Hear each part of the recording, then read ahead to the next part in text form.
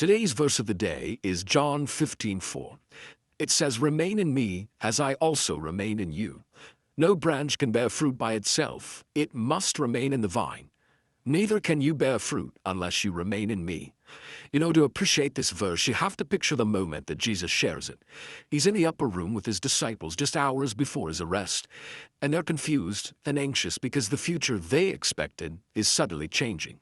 For 3 years, they depended on his physical presence, and now he's preparing them for his departure.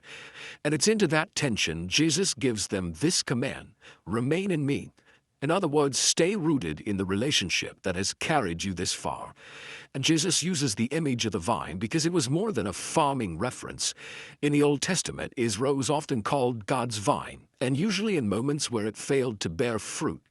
By calling himself the true vine, Jesus is saying that fruitfulness comes through him alone, not through systems, strategies, or even religious activity. When we live in a close relationship with Jesus, we gain access to the true vine that produces what we could never produce on our own. You see, his presence becomes our strength when we're weak, our clarity when we're confused, and our stability when everything around us feels uncertain. Instead of striving to manufacture fruit through effort or discipline alone, his life begins to flow through ours as we choose to remain in him. So today, hear the command Jesus spoke to his disciples and still speaks to us now: remain in me. You see, when life is difficult, remain in me.